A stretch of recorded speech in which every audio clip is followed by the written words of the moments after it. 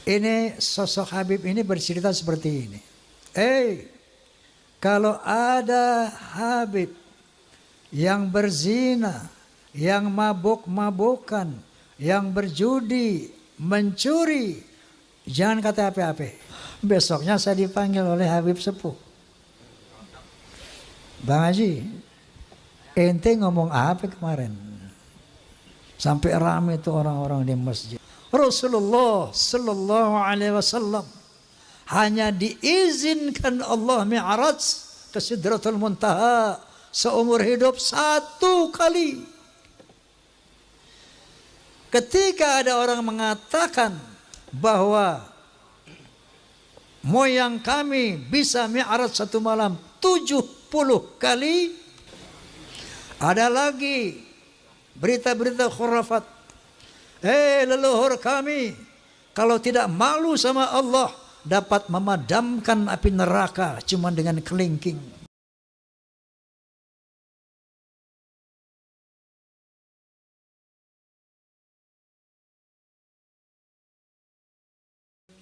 Baik, saya ingin cerita saja bagaimana kronologi sehingga sampai saya kepada satu keyakinan hakul yakin bahwa Ba'alawi bukan keturunan Nabi Sallallahu Alaihi Wasallam.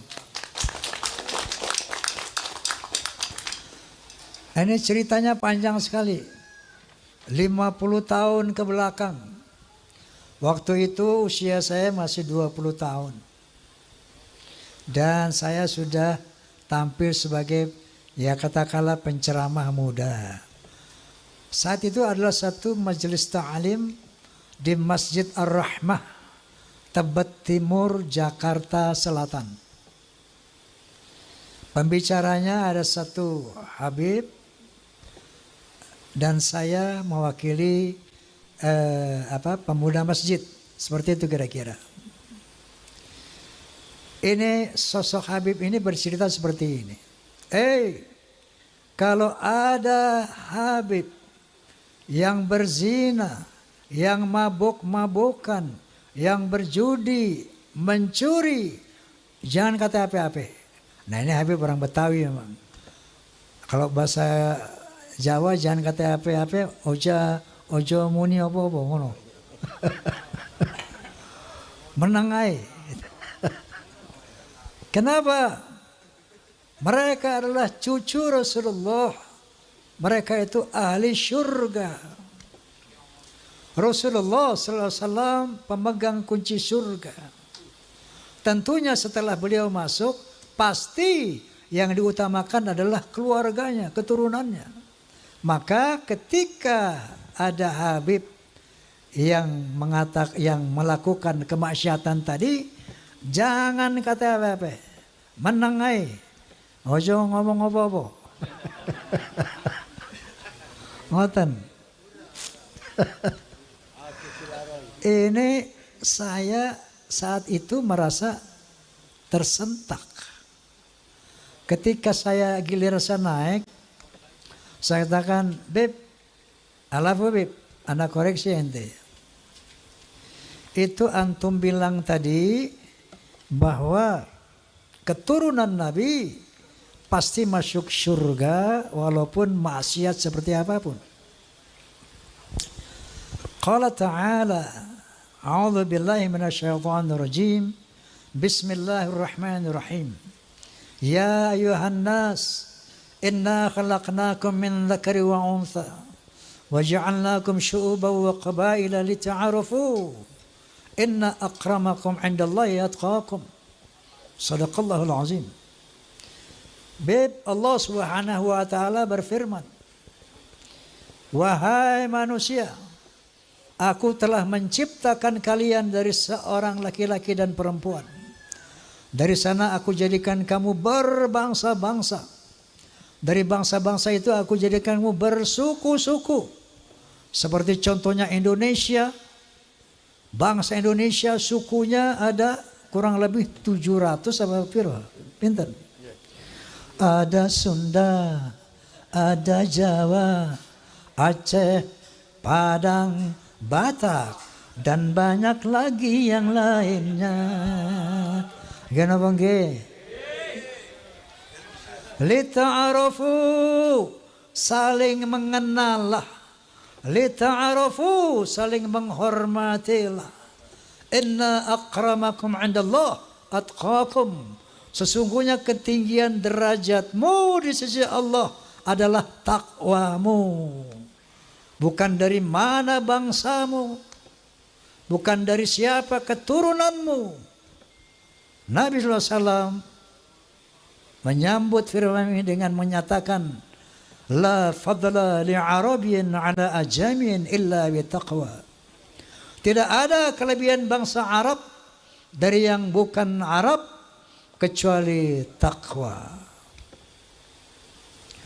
Lalu saya katakan lagi, Beb, bukankah Rasulullah sallallahu alaihi wasallam bersabda, al jannatu lil muttaqina walau kana 'abdan habasyian wan naru lil 'asina walau kana sayyidan quraisyan hashimian.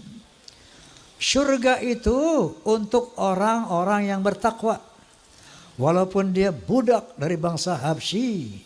Contohnya Bilal bin Rabah, budak dari bangsa Habsyi, tapi Rasulullah menjamin bahwa Bilal bin Rabah adalah insya Allah menjadi ahli surga.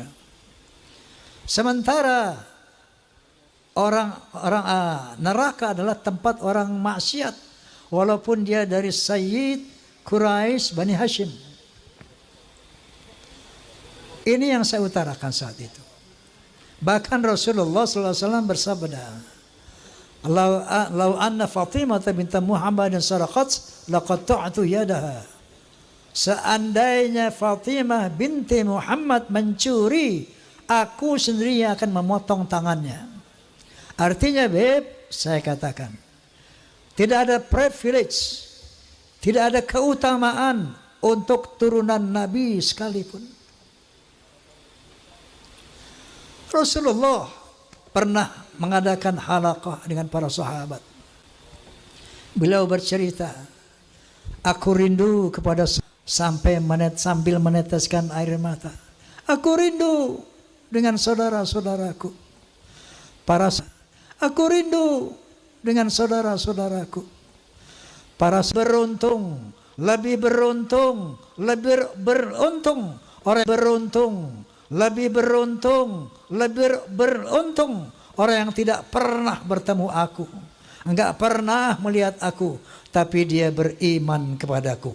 Mereka itulah saudara-saudaraku. Allahumma salli ala Muhammad. Kalau kita ini 1500 tahun kurang lebih enggak pernah jumpa Nabi, enggak pernah melihat Nabi, tapi kita beriman kepada Nabi, itulah saudara-saudara Nabi. Makanya ketika Rasulullah di akhir hayatnya, dia tidak memanggil keturunannya ya dzurriyyati. Yang dipanggil dia ummati, ya ummati. Islam dinul khalis. Islam adalah agama yang lurus. Rasulullah SAW adalah tokoh yang demokratis, bukan tokoh yang nepotis.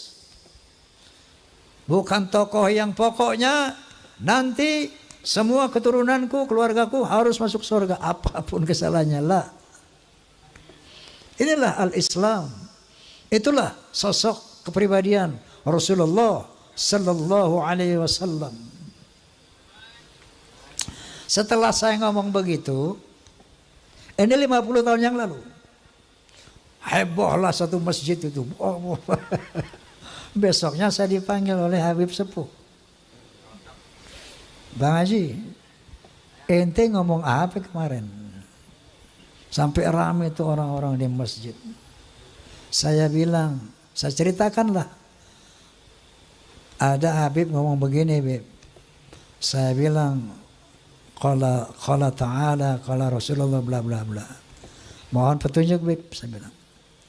Apa yang Anda sampaikan itu benar.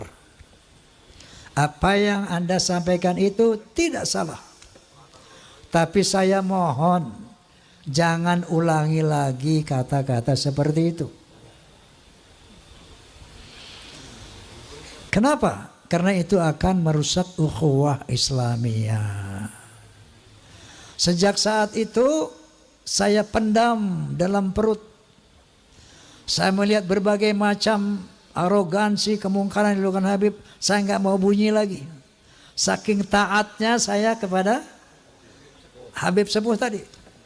50 tahun saya tahan itu.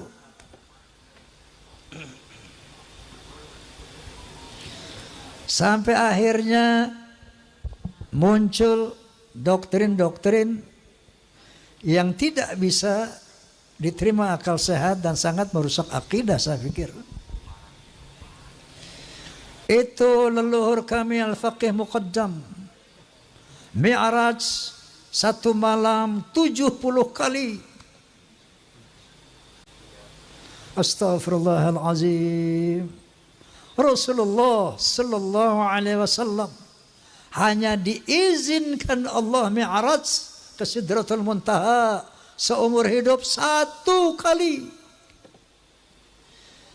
Ketika ada orang mengatakan bahwa moyang kami bisa mi'raj 1 malam 70 kali, ini telah merendahkan Rasulullah, telah menghina Rasulullah sallallahu alaihi wasallam. Ada lagi berita-berita khurafat. Leluhur kami kalau tidak malu sama Allah dapat memadamkan api neraka cuma dengan kelingking. Inna lillahi wa inna ilaihi raji'un. Kalau tadi menghina Nabi, sekarang menghina Allah subhanahu wa ta'ala. Banyak cerita-cerita khurafat yang lainnya. Ada seorang tukang kacang namanya Sulaiman. Ini tukang kacang sangat cinta sama habaib. Kalau habaib minta kacangnya dikasih semuanya. Saking cintanya sama habaib. Man minta kacang, dikasih semua. Man minta kacang, dikasih semua. Satu saat si Maman mati. Begitu Maman mati, lapor ini orang kepada Habib tadi. Beb, Maman mati. Ini Maman ahli maksiat. Ibadahnya berantakan. Datanglah ini Habib. Ngasih surat. Ditaruh di lehernya di belakang mayit itu. Man. Nanti kalau Munkar wa Nakir tanya, jangan dijawab. Kasih aja ini surat, inti masuk surga tanpa hisab.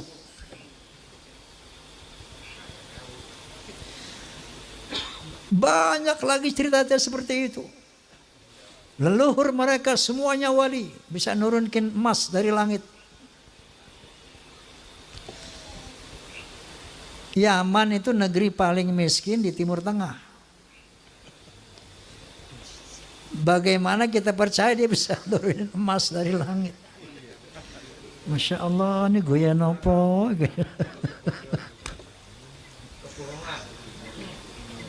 Banyak khurafat-khurafat yang mengajarkan. Ya. Nah, ini membuat satu faktor menguatnya saya, keraguan saya tentang apa iya cucu Nabi ini kayak begini. Muncullah baru tesis Kiai Haji Imaduddin Utsman Al-Bantani. Muncul apa beliau? Gus Abbas Cirebon Buntet. Saya enggak mengerti ilmu nasab. Tapi saya tidak bodoh-bodoh amat untuk meneliti apa yang diuraikan oleh Kiai Haji Imaduddin Utsman. Beliau bercerita di antaranya bahwa yang namanya Ahmad bin Isa, keturunan Rasulullah sallallahu alaihi wasallam, sejak abad ke-4, ke-5, ke-6, ke-7, ke-8 sampai 9 awal itu tercatat di dalam manuskrip kuno. Hanya punya anak 3. yaitu Muhammad, Ali dan Hasan. Muhammad, Ali dan Hussein. Selama 550 tahun itu sejarah menulis itu. Tiba-tiba di abad ke-9 akhir muncul Ubaidillah sebagai anak Ahmad bin Isa yang keempat. Enggak usah pintar-pintar amat untuk meneliti, untuk menerima hal ini. Cukup punya akal yang waras, cukup punya akal yang sehat, kita bisa melihat, oh kalau begitu Ubaidillah ini cantol, cangkokan. Kiai Madudin tentu saja sebagai seorang kiai, mujtahid bahkan, bisa menjelaskan secara ilmiah bahwa kepalsuan Ubaidillah ini. Dari sini mulai keraguan saya yang selama 50 tahun itu bertambah menjadi yakin. Tapi baru ilmu yakin doang nih. Saya undanglah KJ Imad Dudi di podcast saya. Ketik hapus. Butuh es kopi nih mah. Gas kita jajan. Lu seger gua gas. Ya elah, wah. Cimory Yogurt Bites dengan nata de coco di tiap kunyahan. Bikin perut, otak dan mulut jadi akur. Kemudian dalam rangka, karena saya saat itu sebagai penengah ingin mencari siapa sih yang benar ini. Apakah Ba'alawi, apakah Kiai Imad. Maka saya undanglah dari Rabithah Alawiyah sebagai penyeimbang. Saya undang Ustaz Taufik Segaf, tidak hadir. Bahkan saya undang juga Rizik Syihab, tidak hadir. Saya undang juga dari Pekalongan Bapak Lutfi bin Yahya, tidak hadir. Sementara melalui media sosial itu semakin gencar, orang mengkritisi ulama-ulama semakin banyak, semakin bermunculan. Lalu saya undang Profesor Menahem Ali, seorang ahli filologi, ahli sejarah peradaban manusia. Dalam podcast saya beliau menjelaskan bahwa yang namanya Hadramaut, kota Hadramaut itu asalnya dari nama orang yang bernama Hazarmavet. Dia orang dari Kaukasus yang kemudian menjadi Hadramaut. Jadi menurut penelitian secara filologi, orang Yaman ini bukan orang Arab, tapi orang Kaukasus. Berarti mustahil sebagai keturunan Nabi Sallallahu Alaihi Wasallam menurut Profesor Menahem Ali. Kemudian saya undang lagi Dr. Sugeng Sugiharto dari BRIN. Beliau ahli ahli DNA itu, ahli genetika. Bercerita panjang lebar secara ilmiah, maka bertemulah istilah haplogrup J1 dan haplogrup G. Mereka menjelaskan, beliau menjelaskan panjang lebar bla bla bla bla bla, bahwa subhanallah, subhanallah, subhanallah, ternyata Allah telah mempersiapkan segala sesuatunya, termasuk menjaga kesucian keturunan para nabi. Ternyata DNA-nya itu sudah ditanamkan di dalam setiap manusia. Secara ilmu genetika, haplogrup Nabi SAW adalah J1. Haplogrupnya Ba'alawi, menurut kalau Anda klik di internet, familytreedna.com. familytreedna.com. Klik saja, tang. Akan keluar nanti. Ada 180 orang Ba'alawi. Sebagian dari Indonesia, itu dari Yaman. Sebagian kecil dari Indonesia, itu haploglobnya adalah gay. Yahudi Askenazi.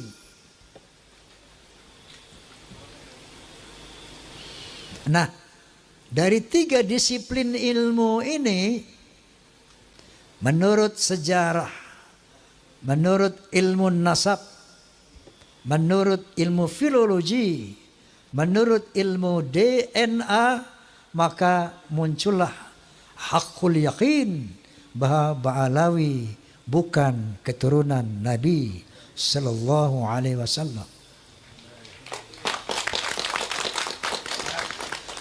Lalu di counter itu Roma Irama. Menurut Gus Romel ini pembela Ba'alawi. Kita bisa lihat di medsos. Itu Roma Irama sok-sok hakul yakin bahwa Ba'alawi bukan turunan Nabi, bahwa Ubaidillah itu bukan turunan Nabi. Memangnya dia pernah melihat pernikahan Ubaidillah?